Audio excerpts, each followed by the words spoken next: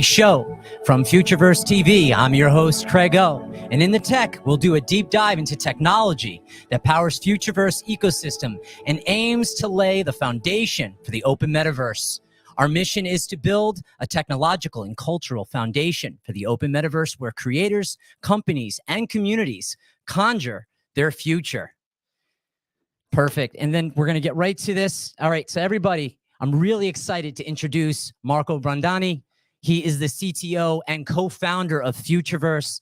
His symphonic approach to team leadership mirrors his journey from music to a multi-layered academic exploration, delving into medicine with a focus on the human brain and extending his quest into electrical engineering and informatics. He and his team are the architects of the open metaverse, crafting innovative solutions supported by a philosophy and transparency of conductiveness, pursuing a vision rooted in love and expressed through technology, with several patents in his portfolio and a history of involvement in high-stakes confidential projects. His career is a testament to his remarkable achievements. Welcome, Marco. How are you? Hey, Craig. Hi. Quite well. I'm quite well. Thank you very much. How are you doing? I'm doing great, and it's so wonderful to have you here. And I was thinking, as we were looking over all of the content that we were going to discuss this evening, I wanted to start off really simple with you, and then we're going to expand out from there. We've got a lot of listeners in YouTube and in Twitter Spaces, so X. You know, the first question I always like to ask to anyone is, right? Well, you know, what did you want to be when you grew up, and are you doing that now? Oh, wow. When I was growing up, I actually wanted to be so many different things. Um, at some point, I wanted to be a pope or the pope. I am Italian, I am Catholic, and therefore I went to schools that were very much Catholic schools, and the figure of the pope was actually very, very inspiring. And so I wanted to be the Pope at some point, but that was definitely not where I ended up doing. I wanted to be an electrical engineer when I was 6. I really love to take apart my toys and remove the engine, the small battery engine, the one that just um, there isn't much really, just a little bit of power from the battery, and the engine starts spinning, and so the car can just go on. It was very simple stuff, but it was so exciting. And then eventually I did discover a computer at some point. My father brought him home for, officially it was for his office. I don't think that he ever spent more than 5 minutes on that computer. It was always for me, my brother, and my sister, and mostly for me. I really loved that box, and that box contained not just my future, because I ended up doing this, but it contained a door on knowledge. It was the early stages of internet as well, back in 93, 94, and being able to communicate very simply, as it was at that time, with someone very far away, and ask questions, answer questions as well, was extremely empowering in the real term and in the real meaning of the term. You think about the journey, right? And how you're evolving into the technology, and the first time that you held a computer in your hand. And so these are these highlights on this journey and to what got you to where you are now.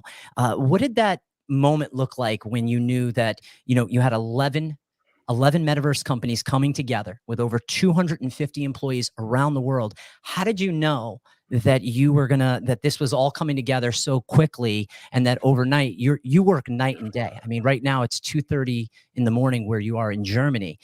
How did you know that this was all coming together? Was that moment where you're like, oh, this is Futureverse, and I am going to be the CTO in charge alongside of my team and looking over every bit of code? What did that look like for you? A fantastic question. I think there was a very pivotal moment when I was already part of the centrality ecosystem, mostly looking after the security of the company and of the companies part of the portfolio. And then someday Fluff was born. Fluff as the collection, but also Fluff as the first IP and first characters that were born within that group of companies. And I was introduced to the idea, and that was really changed my perspective a lot. And I've been doing a lot of different works. Mostly I was a hacker for 25, 27 years, and in that moment I decided I had enough of actually breaking in stuff and breaking in systems and do investigations and so on. I wanted to start building. But And so it you took you were known as the ethical hacker, and you have 3 patents. Tell me a little bit about that. Well, I worked for several different companies in my journey, in my career. And I worked for a lot of other different companies, or let's say really what they are the security agency around the world. I always had kind of a double life during the day, standard developer, normal developer for well-renowned companies, and during the night trying to be um, trying to do stuff that would possibly help other people. um, I was saying that I was trying to right some wrongs around an internet network in general is really the best way of doing so. So yeah, it's been it's been a long journey for me to go through and really dig into human nature. From when I was 15, then I was looking. I was used to go and work. Actually, I wasn't working. I was just attending, and I was spending a lot of time in a tattoo studio. And main goal for that was to meet people, and meet people of any type of background, from the people that usually get drunk, very drunk, people Uh-huh. that is that worked in the bank, and people that was actually for the local government.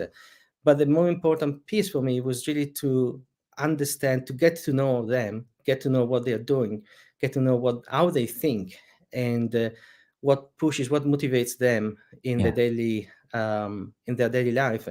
And that was very, very inspiring. And in a way, I continue to do so, just in a different way, probably too much behind the scenes on from a dark room, of just from the dark of behind the monitor. And so almost sometimes trying to avoid direct contact with people, but still operating and trying to know people around and understand what they do and how they do things and why they do certain Human things. and by the way, human nature is a really important thing, and it brings me to the next part that I wanted to discuss with you, which is what are the values that you hold most dearly and maintain as you're considering, as you're building with your team, the ultimate of the metaverse, where, as Shara so perfectly said, humans are at their center, right? We want to Yeah. put people into a level of control. So talk to me maybe a little bit about those values that you bring into the work environment. I have to say that humans are always at the center of what we do, and definitely at the center of how I think and how I design a product, or I design a solution, a technical solution, and also the message that I want to send and I want to pass to the team around me is really to be respectful. For me, being respectful is the most important value, most important part of our communication, of our working together, of our exploring together, learning together, and so on. If we are not respectful for someone that is maybe a little bit slower, someone that is faster, if there is always someone that wants to be the best, or being upfront and be in front of everyone, um, not all, sometimes it's good because you have a leader. Sometimes there can be a problem because too many people will just leave behind, or will remain behind. And so for me, being respectful is the most important value. I love Yeah. that. And by the way, when someone is not kind, they will be humbled. I think we all have it at a certain point in our life, right? But that Oh, ability is everything, and kindness, definitely leading with kindness. And I think you know, as Futureverse builds within front of the community, it's I think one of the things that is the when questions are never answered. You know, yeah. everything is timed and everything is made sure that everything, you know, everything is landing the way that it should, and releasing information. And by the way, speaking of which, I I love your backdrop. I like the glasses. I like the Thank green you. in the back and tell me about the violin. What's the story there? So actually, I spent some time today trying to build a background that would really represent me and who I was on who I was on this side, and who I am, what we do, and on this side, and then a little bit of Mm, history with this picture up here. So yeah, I my mom really wanted us, me and my brothers, to start to study music since we were very young. She always thought that music was really going to open up our minds and prepare us to be very receptive of information, of um, uh, feelings, emotions, and also being able to express our emotions quite well, because normally through music you can really express a lot. And so yeah, we started playing piano when we were really really young, and then we moved to the violin. I played violin for almost 10 years, and I love that. This is actually not my first violin, but the last one that I bought a few years ago. And so, yeah, this is my basically my background in music. I love the And background. yeah, I love thank you. the background. And you know, I played violin for a short minute, and that was as a kid in elementary. So I appreciate that you carry on that art, and you still play to this day, right? Actually, not this violin. It's more like an electric violin Okay. All with right. not much wood. There is a lot of piezo's and the electrical components. But yeah, I Mhm. still play sometimes. You know, Yes. so Futureverse preaches interoperability. Both the Futureverse platform and the Root network are heavily focused, and specifically in that area. And how do you think about interoperability and its importance in everything you're building, from the asset register, a swappable and composable collection? You know, I think this is exactly the representation of me. Um, Talking now in this show right now, and I wanted to present myself with a few elements that really are part of me in this specific moment. And this should really be the same in the digital world, or in the mixed world of augmented reality, or just people that lives on the internet and spend so much time in front of a monitor, in front of Yeah. a phone and so on. And it's important for everyone to express themselves, and they need to be able to have something that really represents themselves, and they can really bring in every single experience, or in a game, or wherever they are in the digital world. And so the interoperability is really a very important and very complex topic, and very complex component of the metaverse that we really need to work on, and allows to do this, allows to do that, allows to have to choose who I am, what I want to be represented by, and have it as the character following me wherever I go. And that is exactly the reason for the need for interoperability.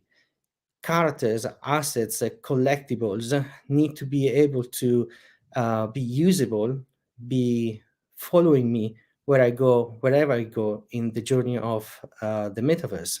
So um, we want and we need, well, we want to find the right representation for ourselves. And so we can talk right now, for example, of the different collections that we launched in the past, and are part of our portfolio, like, I don't know, party bears, fluffs, and so on. I want to have my own unique character with me, and I want to be able to choose one to represent myself wherever I go. But that requires really that every single developer that is implementing a new piece of the metaverse in sense of a new experience, a new game, has to allow me to bring my character with me. That means that every single experience needs to understand what my character is, what are the limitations, what are the capabilities, what are the things that the experience can actually change and modify of my character. So from one static image that was originally an NFT, we are getting into the NFTs that are composable, NFTs that are expandable, that can be modified and can evolve with what I do and how I move around in the metaverse. Exactly as I would do, because I learn something, because I experience something that Yeah. comes with me, exactly as we do in the real life. And so interoperability is really create a tool of services and systems and standards that allow the different experiences, different games, and the different developers to really allow me to go through this journey with my chosen character. It's incredible because it's the balance between the physical world and the Mhm. digital world coming together so seamlessly, and that's part of what the ideas around interoperability is, and so beautifully explained by you. You know, Thank you. I was reading about Fluff the other day, Fluff World the other day, as I'm starting to do more due diligence into this entire ecosystem of Futureverse, and it is incredibly vast. There's so much out there. It's so rich with information and learning, which to me is the most important. And I think with Fluff World, if I'm correct, and please set me straight on this, is you have the character, you have the music, and you have the background, and they're all separate. Can you just expand on that a little bit? Yeah, that is exactly a composable NFT. We are talking NFT as a data structure, which is represented by a contract on chain, on a blockchain. And until that point, was really just a single image or a single video that you could go and watch or look at in a marketplace normally. But there isn't really much that you can do with that. Um, the what we are trying to do is to evolving, expanding on that idea, really using this data standard that is the NFT and the contract to make possible to achieve new levels of engagement with your collectible. And therefore the collectible itself has to be uh, has to be changeable. Yep. I want to remove my background. I want to remove the music. I can change. I can swap the music. We use that for quite some time, and all fluff holders were able to swap the background or the music just to feeling a little bit in the moment where they were doing so, Yep. or being able to just to to have a different. Um, to show a different background or something that they did acquire recently. So cool. It's incredible because there's going to be so much more. By the way, as everyone is tuning in, there's so much more to cover. There's so much more to come. And since we're still on interoperability, what is the asset register, and what is its goal to achieving interoperability? Since we're still there. So yes, from a technology perspective, interoperability is such a big topic that requires that needs to be tackled at different levels. One is really important, is all about data. In the digital world, the way that we are represented, the way that everything is represented is via data. Data that determines how we interact, but also how we appear. And the same is for the characters, for the avatars. We can say what the avatar can dress, how the character can interact with the other elements of the digital world, what they can learn, what they can't learn as well. So everything about data is what asset registry is about. So a way to describe the digital environment, the digital characters, the digital interactions, the digital memory, Mhm. and allow developers to understand what is the work done by the other developers and decide to adapt that or to expand on that. So if I have a fluff, I am the creator of the Fluff collection. There are multiple developers that can start using it. They can take what I created and what I defined initially, and they can decide, well, I want to expand on that. I want to add some number of functionalities or possibilities to the Fluff collection, and therefore I'm going to add another piece of metadata for the Fluff collection for my character. And then comes another developer and decide, oh, okay, you did very good. I can do even better. And I really like the community. I really like the holders. I really like the character itself. So I want to be part of it.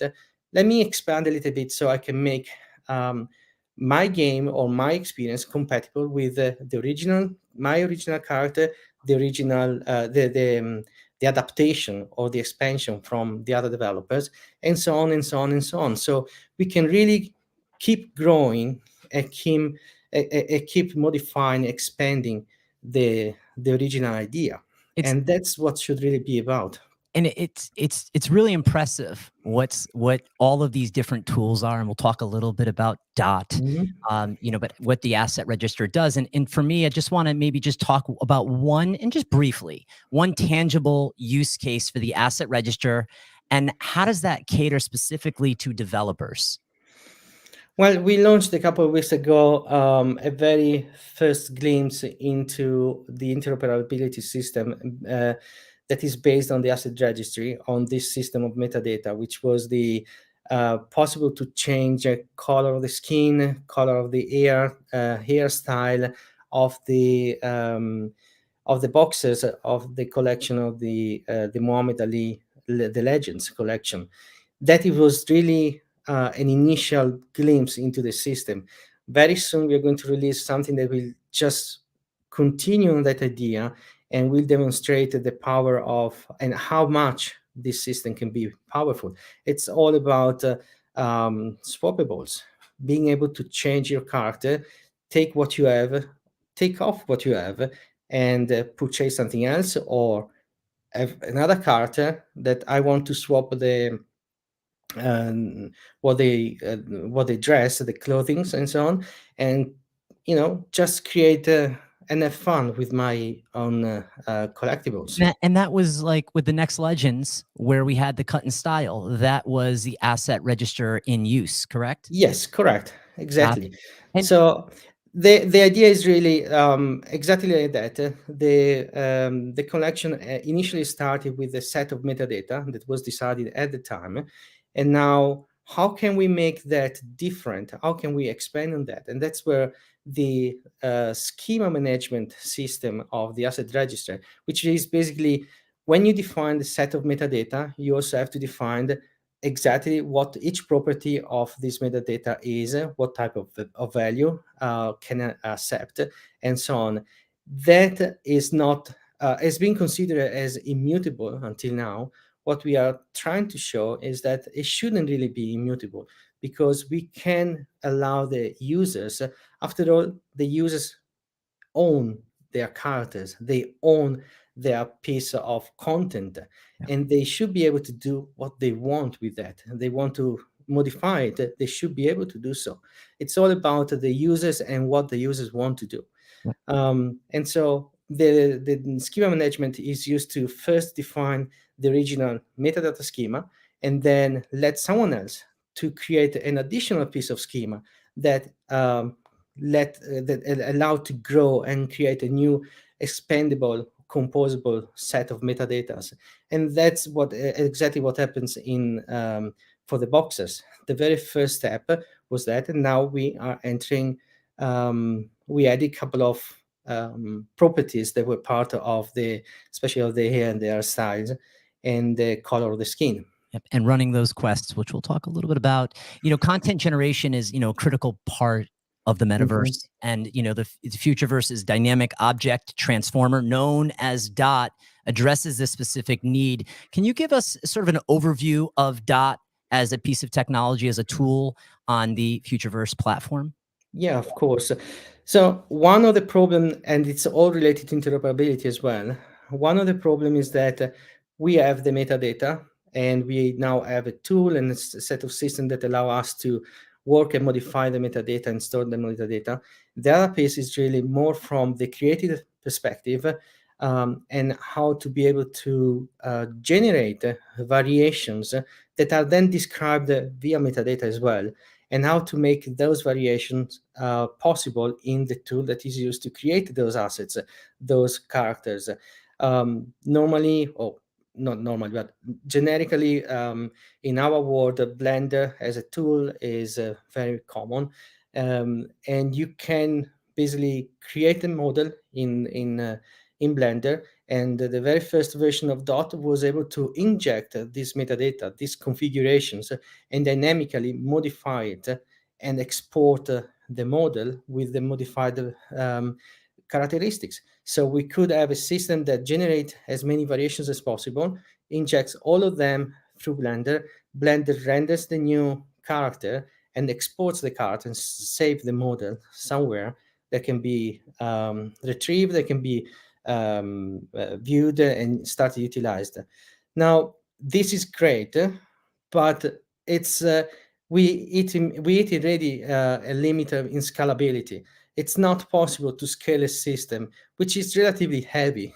You know, who used to develop these collections know that the Blender files tend to grow a lot, especially if you have a lot of textures, a lot of shaders to describe the different properties of a different surface, and especially when you get into the furs of characters like party bears and fluffs, for example, the Blender file tend to become very, very heavy, and so having to handle all of this requires a lot of power, computational power.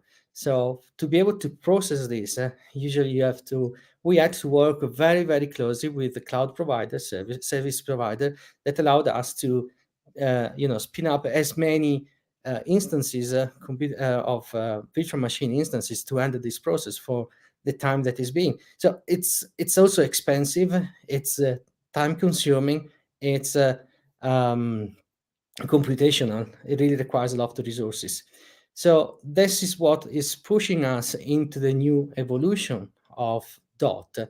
The concept is basically the same.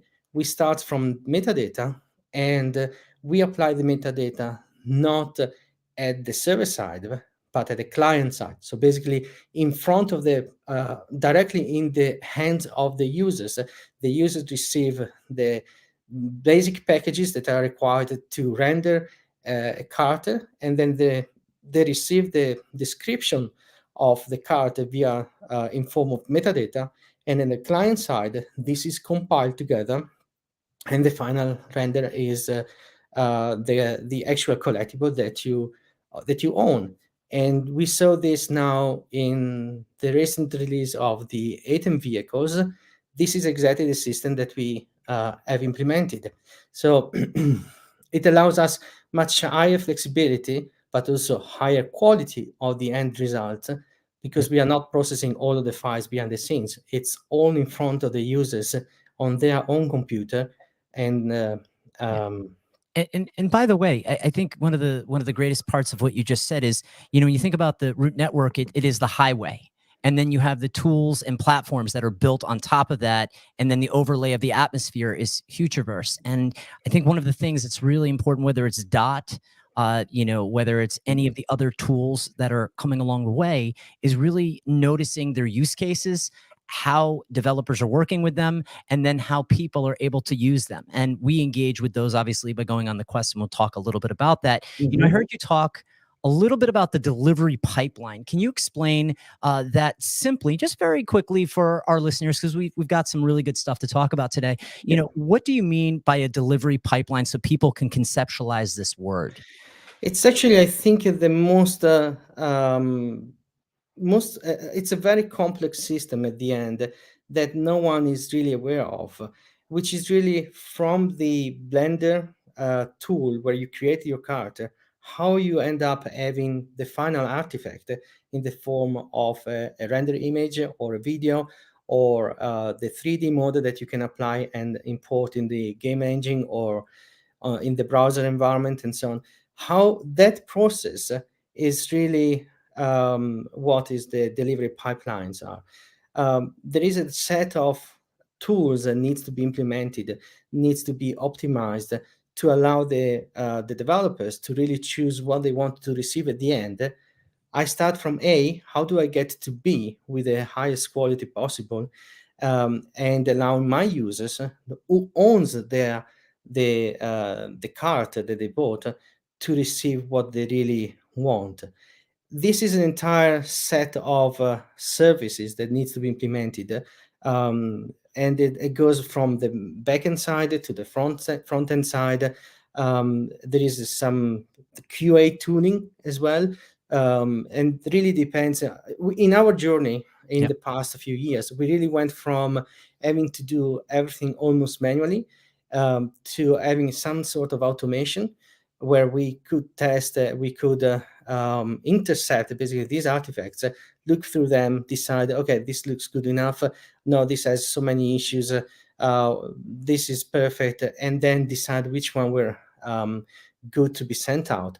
Now we are streaming and automating this process more and more and more to make that more efficient, from different perspectives. One, from human cost, the time that people have to spend to look into the carters, into the artifacts, and decide if they're good or not, in terms of computational power and EVMs and so on, and then also cost. Hosting all of these different variations and all of these different models, and then the different rendering from a standard a single image to a video to the 3D models, and then potentially even more versions of that. Because if we remember, we are trying to create interoperable assets that can, collectibles that can evolve, can change. If we have to start storing every single variation of these models Yeah. somewhere, so that the users can just pick the one that they want depending on what they want to do, it's not scalable. It's simply not scalable. And therefore, being able to keep evolving these pipelines is extremely, extremely important for our work, but also for the work of every single developer out there that wants to participate. And therefore, I can tell you that actually my very first goal when we started talking about Futureverse and the merger of the companies and so on, was really to try to focus first on how to solve the problem of the delivery pipelines. Really was my first important goal, because different collections starting from different companies, different teams, different ideas, different experiments as well. They were all good in a way, but if we want to create something that we can replicate and we can start presenting and letting developers and people and creators to use, we need to standardize the entire process. And so the delivery pipeline is really one of the core components of the Futureverse platform. It's getting the messaging correct. It's making sure that, for instance, there's going to be a lot of people, as you know, as Aaron has so perfectly in the past, our internet needs to grow up. We're growing up. We're getting older. And as that Exactly. happens, you're creating all of these tools that are going to be in the hands of someone like myself. If I wanted to play developer, you're making a lot of the tools right now that are going to be in easy use for me to do certain scalable, different functionalities within the internet as we will come to know it. How will users connect and communicate with the metaverse? And what does that mean when the Futureverse platform will providers and developers as far as, communications, notifications, social graph, asset register, seekers network? What does that look like? You just named a lot of different components and modules of the Futureverse platform that apparently they are not really connected. In reality, they are extremely connected, interconnected, and each other without the others cannot really stand in front of the task that we really try to achieve. So, we are putting the users at the center of what we do. We are putting the choices of the users at the center of what we do. So starting from the Rune network, that is a blockchain designed specifically from an UX UI perspective, so the user experience perspective, and then into the asset registry that really empowers the users to track their changes and modify their cards with them and so on. Then we need to describe the users, how the users themselves are represented. The social graph basically means how each individual user interact with who, which tools, which channels normally, and so basically represent all of the different relationships that a user has in the metaverse or in the internet. It's not a new concept. What we are doing is trying to perfect that and entering new patterns that are coming from Web3.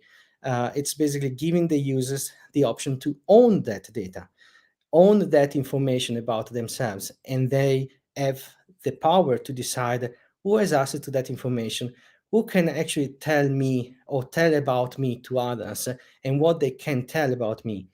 And therefore, it's again about data. So comes perfectly together that the asset register is going to be supporting the social graph. And then because of that, we can make the entire system more scalable, because now we are talking about data, again, metadata, and how this metadata can change and expand and so on. So they are coming together. This is, you mentioned before the merger of the 11 companies. Yeah. One big thing that not many realize is probably is that all of the different companies were already working on one of these different components in a way or the other.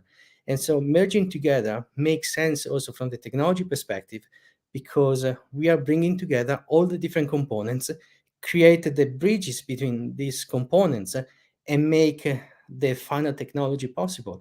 Um, Bring, for example, the silos side. There was a communication, decentralized communication application with the wallet. Now this is also evolving, and putting in front of everything the users and their data. Now we have a decentralized network that can work as an L2 for the root network, and basically help the users to decide what they do with their data, and let the applications participate to the network, but also to the users' data, depending on what the users allow, and so on and so forth. So we are putting really together all the different components. And as said, communication is one thing, and then user data is another thing. We shouldn't really mix the two together, like a traditional communication system or tool like WhatsApp or And any of those. I feel that, when I go onto the Futureverse website and I look at all of the companies and I look at the digital assets that are going on, and Mhm. everything has a story and everything is Yes. slowly starting to connect together for me and make sense. Because as I said, the ecosystem is incredibly vast.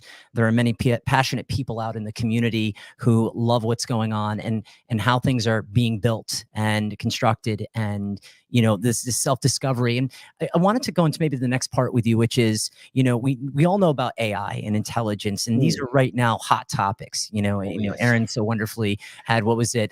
The metaverse is dead. Long live AI. And I want to dig into the intelligence part, because it does play a role in the Futureverse technology stack. And as you described the root network as more than just a blockchain, one of the focuses on is the user experience. Why such a focus on the user experience right now?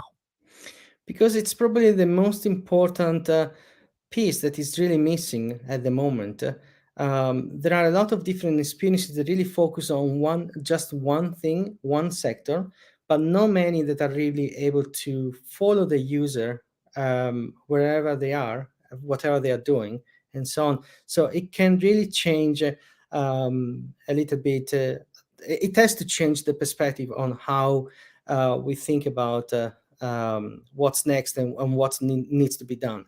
So it's yeah, it's another piece of the puzzle that needs to be prepared and fitted into the big picture. AI is great. I am a big fan of the technology, of the mathematical studies, of the evolution of this incredible tool. And um, I really believe that AI is going to be the most important thing in the next time, because of how much they are going to help people. I don't really believe in all of the stories about AI becoming our overlords, or whatever, take over on Too much humanity and so Terminator. on. I really believe that humans will be able to use AI to improve themselves. We have seen actually a very very simple case. I really like to use this example. When in 2016, AlphaGo won the match against Lisa Doll about the Go game, the board game. What happened, really happened after that? It was first a renaissance of the studies of the game. A lot more people started playing the game, but then the professionals, the people that really spend their day, their life studying the game, made so many improvements in very short time. That was incredible. So the AI in the contest really helped not just the game, but the people to start thinking about the possibilities and the learning to a completely different level.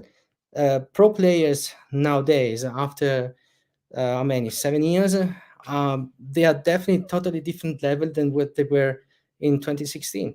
So people can learn, and from our perspective, um, I think the goal for us is really to empower users and creators, people that wants to create new content, that wants to participate to the evolution of the metaverse. AI will be the tool that empower them. Not everyone is able to write music. Not everyone is able to paint. Not everyone is able to create a new 3D asset and so on. So AI will be able to empower them to contribute, um, to learn, and to expand their own knowledge. I agree, and I love that positive view on it. Again, when you hear sometimes you'll hear the things that just I don't say don't make sense, but for me, I see a lot more positive, and it can make you a better human being. I would also probably throw in that it also will teach you to learn in a different manner, the way I'm learning now, or looking for different words to expand my vocabulary. I'll throw something in Chat GPT and say, "Hey, this word surface. Give me 10 other words that are similar to this particular word." Mm, So you expand your vocabulary, and that's just one of like billions of examples. How does absolutely. the Root Network take a platform first approach? Maybe just dive a little bit deeper, maybe just going a little bit under the skin. How is Mhm. that a platform first approach for the Root Network? Well, as I said, there are a lot of developers and a lot of um, projects at the moment right now out there that are really focusing on one piece of uh, um, of the picture, of the broader picture, and they're doing fantastic jobs. Um, but they really are focused to create something specifically for the context of where they're going to be used. So platform first approach for us means we are building similar way. We are building different experiences, different games, and so on. Each game is kind of different between each other. Each experience is also different between each other. But there are certain components behind the scenes from the technology perspective that are very much similar or repetitive or same, exactly the same. So platform first approach really means to be able to design and collect all of these different components that are usable components and put together so that we can create tools, SDKs, something that everyone can be able to use and then create something new based on their ideas. So platform first approach is really, we are doing this, but in reality, we are creating the Futureverse platform. And therefore, we are going to create everything that is needed for the users to contribute and participate. So just to follow on the back of that, right? What is currently being done to maximize efficiency on the Root Network? There's a lot of work that needs to be done. You And by the know, way, just a surface on this, because I know, and what I love about the technology aspect of the tech, which is part of our Futureverse TV series, is I love how you can go real deep. So you can keep it just at surface on this one if you so choose. But I think the efficiency part is definitely one that we kind of want to understand a little bit. Yeah, it can get quite difficult in terms of what is needed. But in general, what makes a network working better is really the scale of the network. How many nodes are there? How many applications are running on the chain and are leveraging the tools provided by the chain, and so on. For example, one thing that I think not many actually understand yet is that more applications we run on the root network, more transactions we will have, the fees, the gas fees will actually become lower and lower and lower, which is completely different and opposite from other networks, even Ethereum. More people transacting on Ethereum means that the gas price goes up quite significantly. On the root network would be the contrary. And that is really to empower the user and to engage with the users, with the developers, um, to create an environment that they really want to return to and they want to use, they want to become part of, and so on.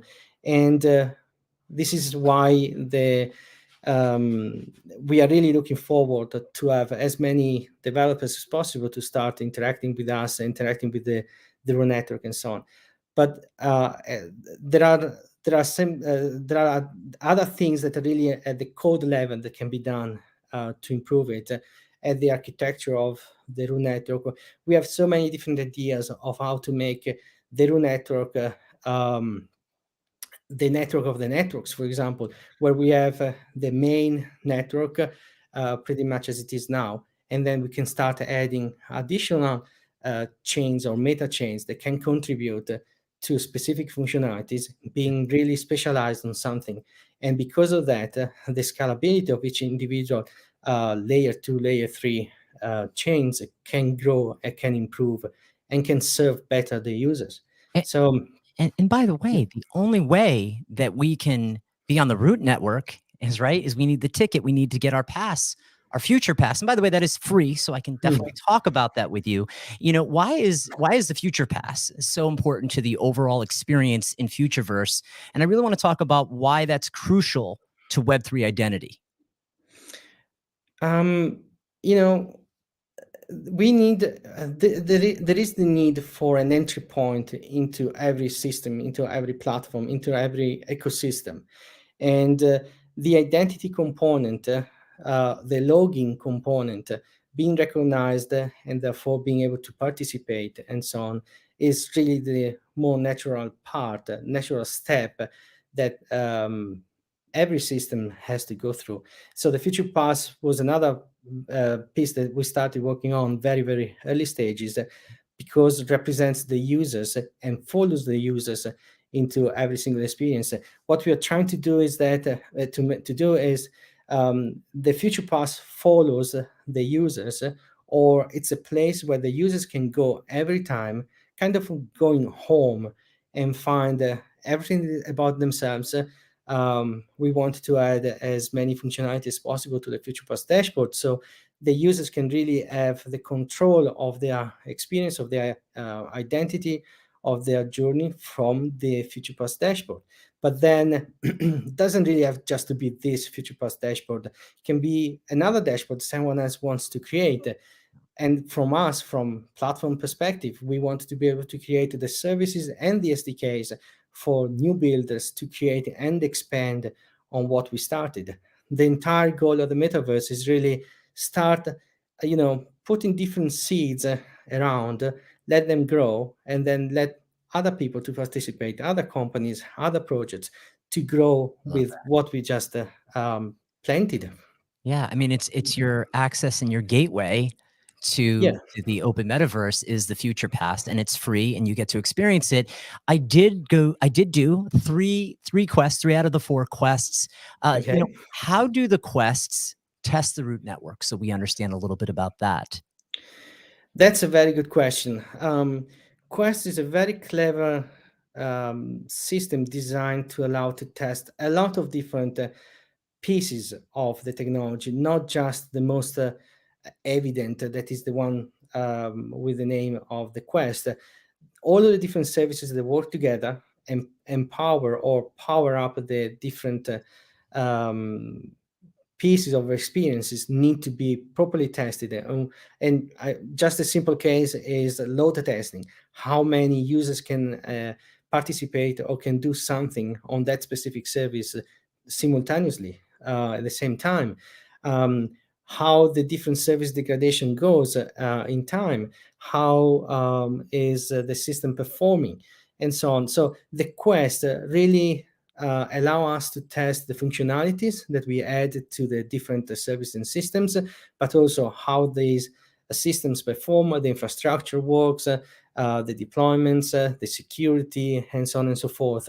And it's also part of the, I would say, of the goal of this technology, which is empower the users to play and learn. They play doing something, they contribute to our work because we collect all of the feedback that we can from these different experiences, from the different quests, allow us to go through the development loop of every single piece of technology, where we have an initial idea, we implement that, then we release the product, we collect the feedback, we go back, and the circle starts again, and we improve on the product. So it's really very, very important for users to help us to participate. I personally don't have the arrogance to say that we can do everything alone or I can do everything by myself. We need to have developers, we need to have the team, we need to have the community, we need to have new members of the community to start participating and allowing us to Community do our job. community involvement is everything. You know, Marco, we've covered a considerable amount of ground in the past hour, and it's truly been my pleasure just getting to know you. We've had a number of conversations offline and delving into the technology that it powers the Futureverse platform. And I'm really excited to learn more with you on the product side, with the tech leaders in the new year. You know, as we wrap up our first episode of the tech, do you have any final thoughts that you would like to share on what's to possibly come for the tech, which is part of our Futureverse TV series in 2024, which will be back in January with this episode? Well, I really think that today was mostly about looking at the broader picture, trying to set up the different areas or the different micro areas of the Futureverse platform. And then from the next one, we will try to dig deep into the different components and how to interact with the different services. What do we expose? What the developers can do, and how these different services will contribute to their work, and will empower them to do something. So we will start digging in much more into the actual technology. And I thinking in the next ones we will also able to do some coding sections maybe, or just really presenting very deep the concepts behind these services and so on. I like to believe that knowledge is truly power. And just listening to you today, and just, you know, I was thinking about, I just wrote my note, like composable NFT, you know, and I've heard about it a lot, but you just made it click. And that's sort of the magic of what you bring. You know, I want to thank everyone for who's tuned in tonight, and, you know, keep an eye out for the details for December's episode of The Vision. It's going to be a wonderful year in review with Aaron and Shara. I'm super excited for that. And you're not going to want to miss this one. I am too. Looking forward to that as well. Same here. You have a wonderful night, and we'll be talking soon, my friend. Thank you very much for having me. See you next time.